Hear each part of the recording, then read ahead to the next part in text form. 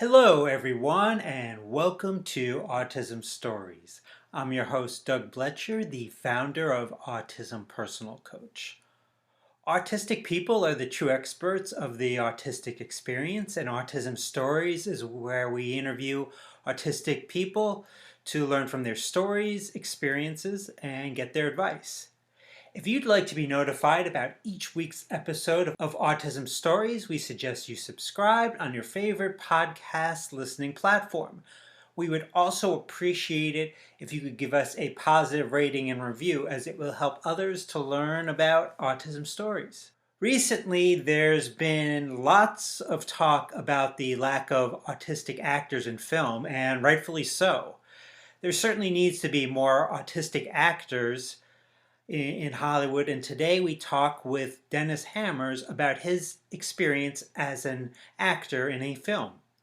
Before we get to that, we will talk with Dennis about his job as an instructional designer and how he can help other autistic folks with his career. We hope you enjoy today's conversation. Dennis, thanks so much for joining us today. Thank you. It's great to be here. I wanted to start out, like I do so often with autism stories, and learn, where does your story in the autistic community begin? Wow, I think I could probably write a novel on that. Literally, because of my age, and I'm sure you're aware of this, and probably all of the autism community is aware of this. Back in the day, there was a really fine definition of what autism actually was, and it wasn't until I believe the DSM-5 where they changed that. Maybe the DSM-4, but certainly the DSM-5, where they changed that and modified it to include a broader spectrum, which also encompasses Asperger's. But prior to that, they didn't. So if you didn't fit the exact criteria, you weren't autistic. It was that simple. So there was no high functioning, low functioning. It was either you had it or you didn't, or you had Asperger's, and that was pretty much how they did it.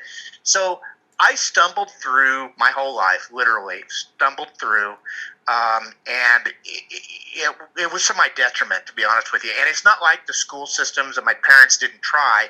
Everybody knew that there was something different, and for lack of a better word, something wrong.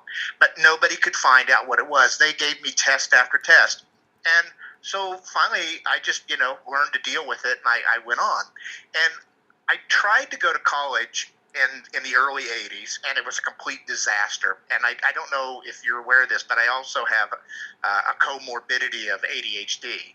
And again, that wasn't diagnosed back in the 70s either. So when I went to college the first time in the early 80s, it was a disaster. It wasn't really my GPA, wasn't it? It was just I was totally disorganized. It was completely overwhelming, and I completely stressed out. And I had a job as a student assistant at the university, and I'm not one of those students that's fortunate enough that can go to school and work at the same time.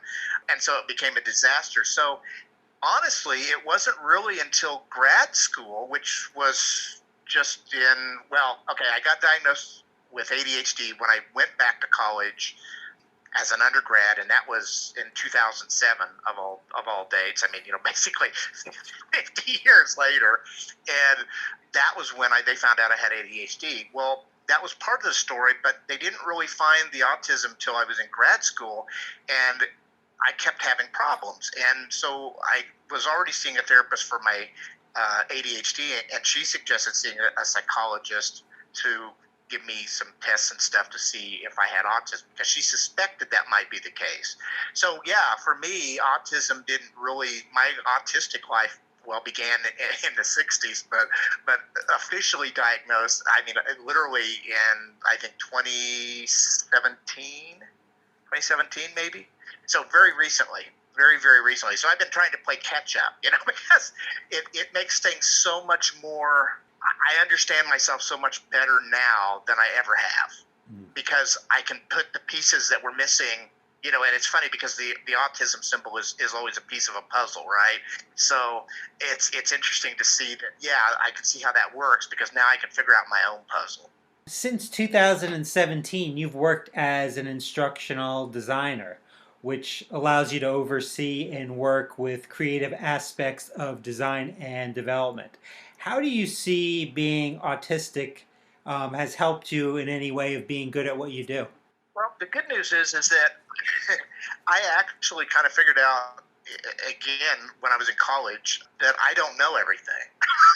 And because I don't know everything, there's things that I'm good at, there's things that I'm really good at, and there's things that I am terrible at. And I realized and that when I was working on solo projects in college, I did really well. But when I worked on group projects in college, it actually seemed to work out better because there were input from multiple sources. And it's the same thing with being an instructional designer. First of all, instructional design is very often a solo operation, right? I mean, you work with people like subject matter experts and the client, but the actual building of the instructional materials is often a solo project.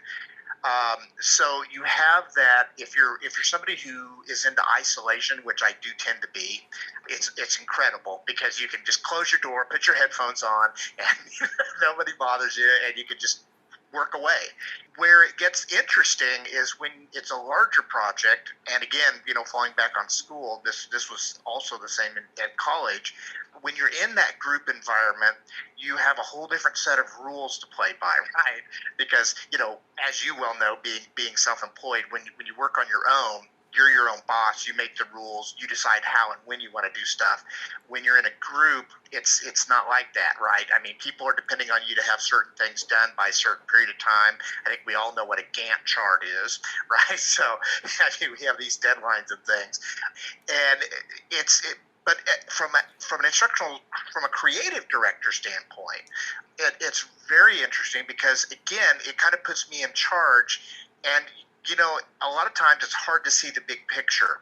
And I think that's true with a lot of people with autism. They can see the minute detail in things, but I think sometimes they have trouble seeing the vast picture.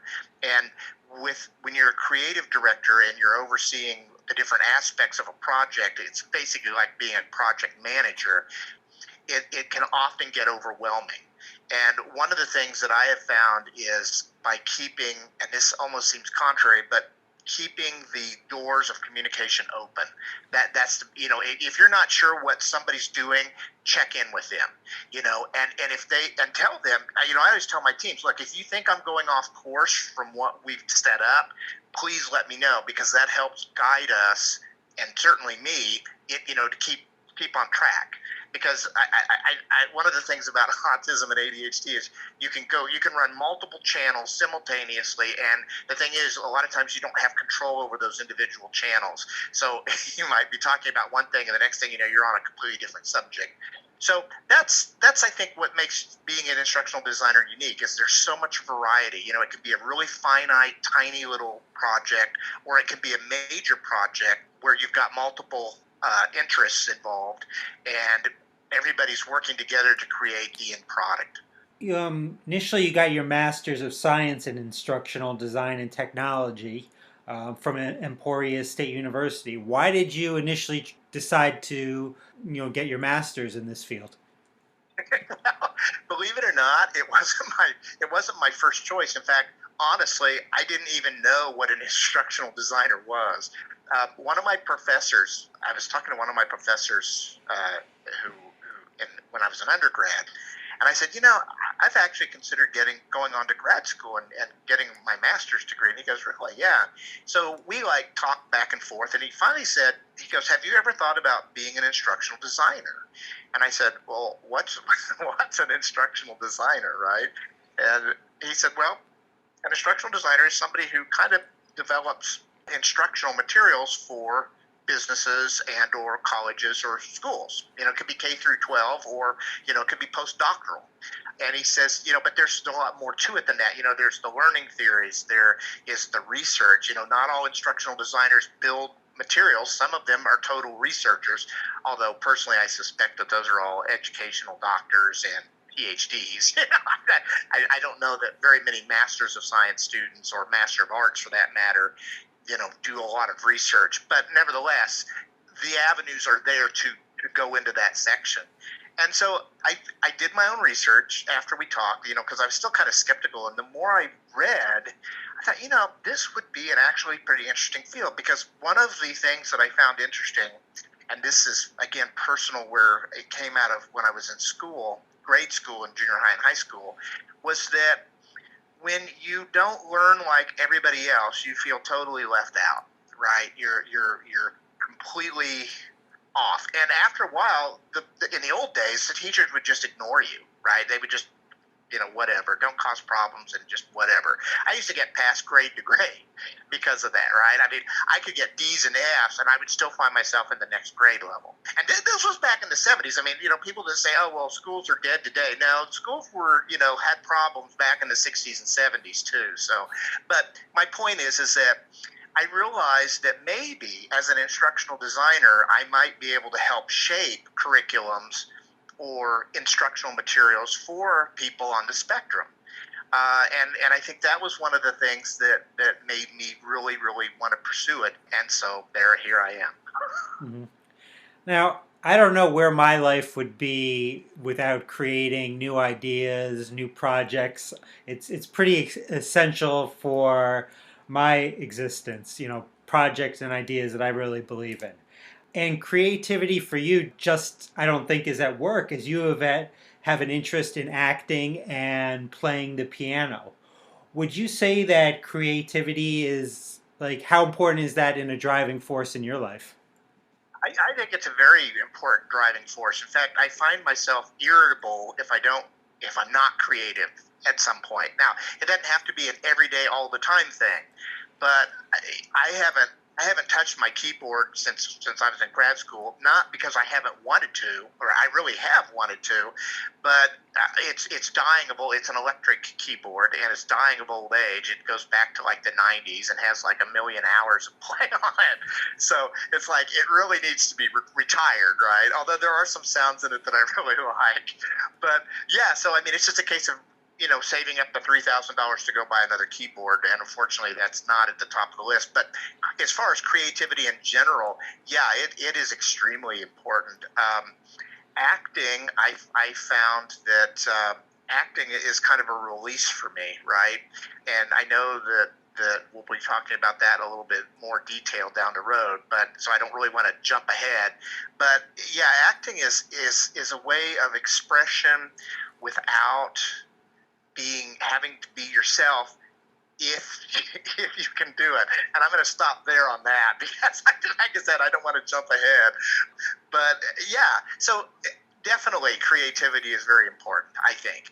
And sometimes creativity can manifest itself in ways like writing. I get into writing. I've always, one of my areas of obsession since I was in high school has been child labor, specifically in the coal mines of Pennsylvania and Virginia, on the East Coast. And I became obsessed with this like when I was in high school, and just I've never really gotten it out of my system, right? And so one day I was sitting and I think I was still in grad school, and this idea popped in my head. It would make a really cool mini series if you could create a mini series dealing around the life of a child who works in a coal mine, right? And his progression through life, his trials and tribulations and things like that. And you could have all these mini story arcs going on. And so I actually sat down and I wrote this whole big synopsis, and I went back to some of the Lewis Hine pictures. I don't know if you're familiar with Lewis Hine. He was a famous, I think they call him a photo sociologist, right? And he was like one of the first that documented all these child labor things at the turn of the 20th century. And anyway, so his paintings are all in the National Archives, and they're really, really good, and they tell a very vibrant story. But so I went back and I pulled some of those pictures, right, to get an idea of what it must be like living in those kind of conditions. I don't always think that it was horrendous as what modern society says, but on the flip side of the coin, it certainly had its down moments. So yeah, so there's that kind of creativity. You were mentioning about acting, and you got involved in acting in your 30s. So I'm wondering, for autistics listening that may want to get into acting, do you have any advice on how they can go about doing that? Yeah, don't. no, no, I'm joking. Actually, yeah, actually, I do. I am very, in a lot of ways, very introverted and very antisocial. And I think my, I think my desires to want to act goes all the way back to when I was really little. I used to sing in choir when I was in junior high school, and I had a wonderful music teacher. And because of that, we did like a musical every year, or we did a pageant of some sort. But that was the extent of it up until my 30s. And when I lived in Nevada for a while, up in Reno, and a friend of mine introduced me to this acting instructor, because I said, yeah, I said it'd really be cool to get into acting. And she said, well, you ought to check out this guy, Joe Giampapa. And she says he's really, really good. He's works with all kinds of people, and he's very uplifting. And I thought, okay. So I looked him up, and I studied with him for like probably maybe 2.5 years. He introduced me to a casting director who had moved up from Los Angeles because she was just tired of the Los Angeles scene. And we got to be pretty good friends. And the next thing I know, I was auditioning. And so my advice really, I mean, again, this is based off my own experiences. If I was somebody who had never been into acting, but I felt I had the urge to want to do it and want to really pursue it, I would probably consult with an acting instructor of some sort. Like with autism, where you have, you're a personal coach, right? You're a personal autism coach, right? And you help people bring out the best in themselves. And that's the way a good acting instructor will do. They're not critical. They appreciate you for who you are, and they will find and hone your talents. I have realized that, well, I don't want to get ahead of myself, but that's would be my number one advice is find a good acting instructor or somebody who can encourage you, that understands the business, whether it's theater, which is completely different than television and motion picture, or if you want to do like voiceover, that's completely different too. But usually there are instructors that specialize in the different areas. Now, most cities, unless you live in like New York or Los Angeles or Chicago or one of the metro areas, most cities will probably tend to have much more focus on theater than with actual motion picture. But having said that, a lot of college programs have radio, television, and film programs within their campuses, and those people a lot of times are looking for extra students to be actors and actresses in their student projects. So that's always something. If you're in college, you can always check those departments out to see if they have anything. You were in an independent film called Garage Sale. What was this experience like for you being in this movie? How did that come about? Garage sale, yeah. Garage sale was one of those things. I talked about the casting director. Well, she was the one that had come across this movie, and it was a husband and wife team who decided to create it. They owned a production company in San Jose, California, that dealt with, and I'm assuming probably it may still, deals with industrial films. And for those of you who don't know, industrial films are like instructional design videos, okay, for industry. So they'll have actors, maybe working on a set where, okay, this is the John Hopkins refinery, and, these are the safety protocols you need to follow. They decided, okay, out of the clear blue sky, that they were going to do just a normal, everyday movie. So they came up with this garage sale concept, and there are other movies named Garage Sale. This was probably, I think, either the first or the second one named Garage Sale. But it's basically about a family who's down on their luck, and they need to sell things because the breadwinner of the family, for lack of a better term, lost his job. And so it's about all the wacky people that go to garage sales. So I auditioned, and it just so happened that this husband and wife team had gone to University of Kansas.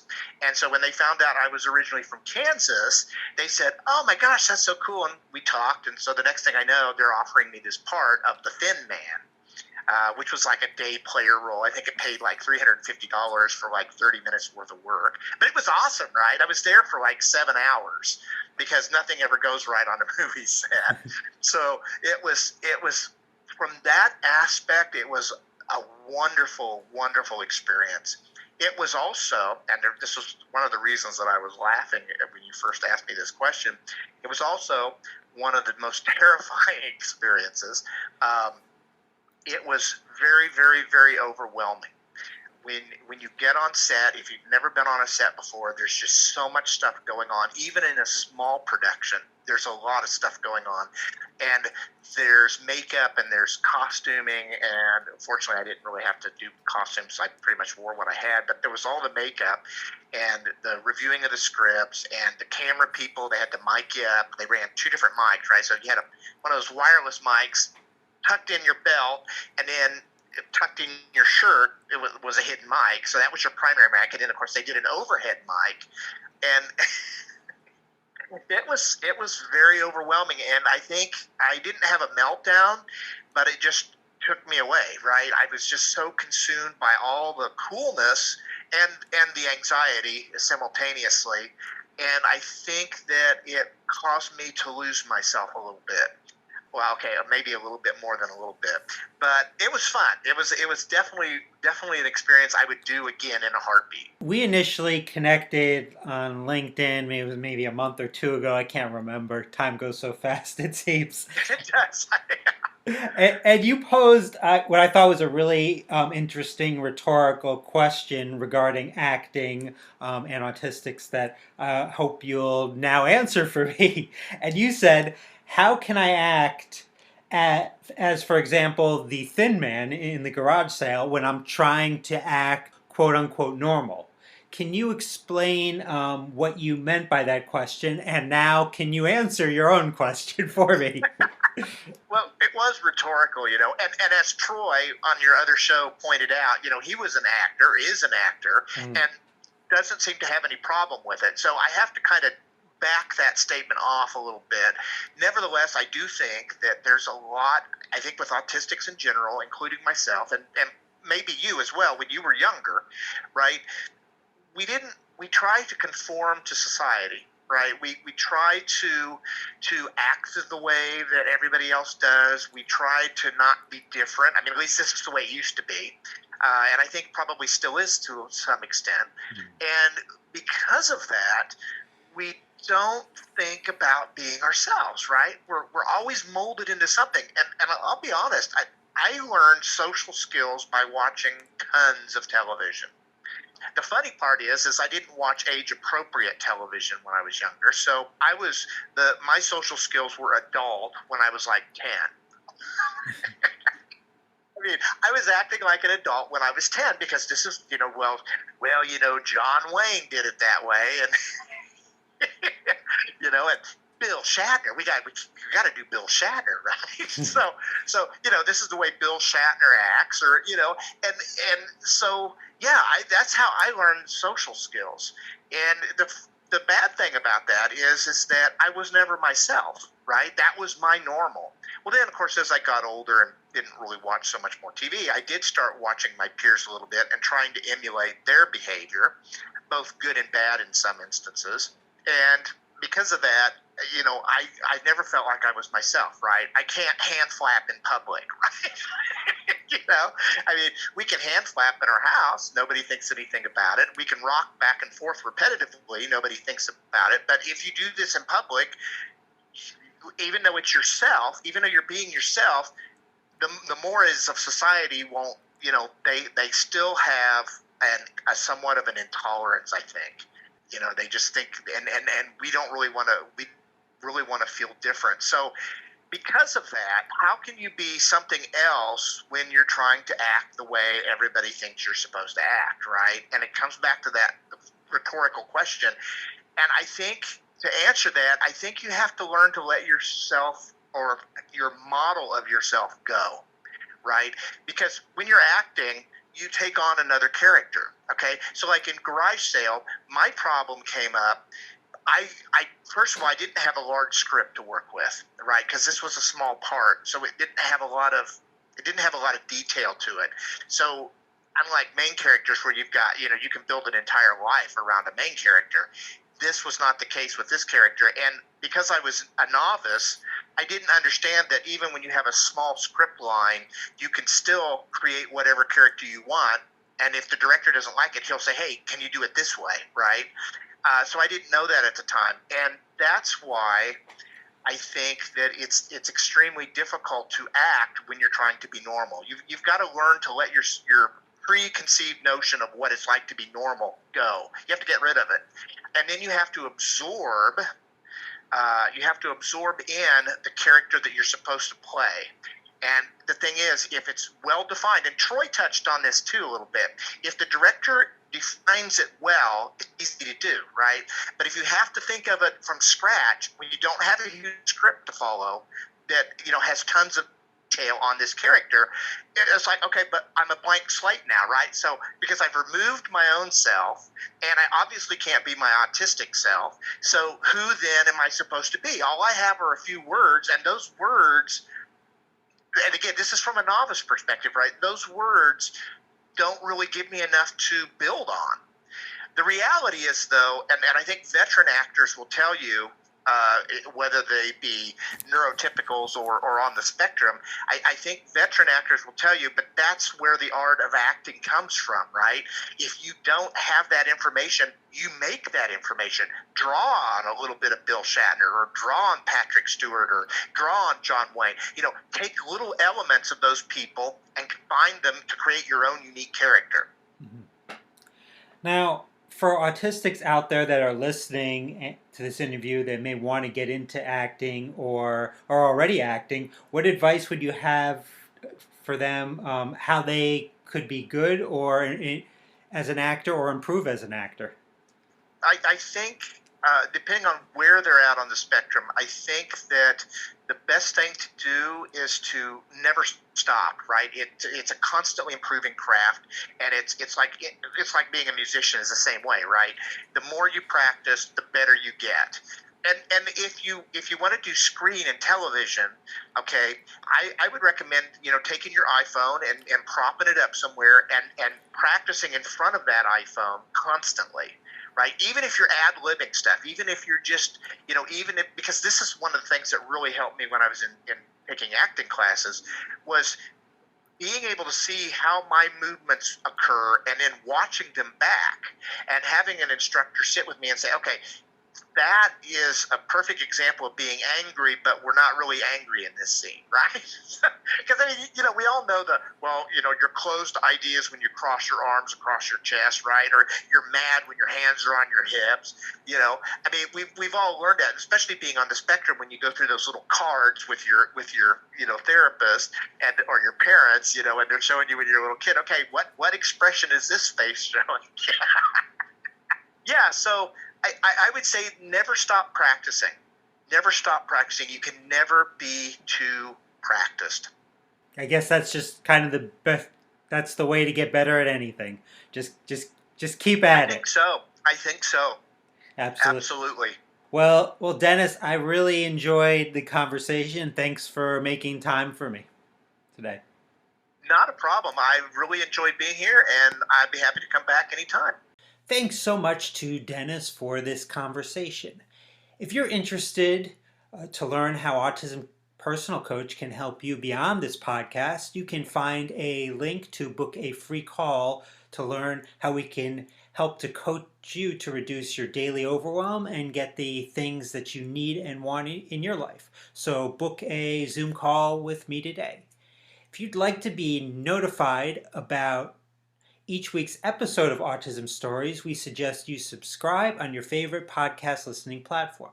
We'd also appreciate it if you could give us a positive rating and review, as it will help others to learn about autism stories. On next week's episode of Autism Stories, we will have a conversation with Wanda Deschamps. Until then, I'm Doug Bletcher of Autism Personal Coach. Talk to you then.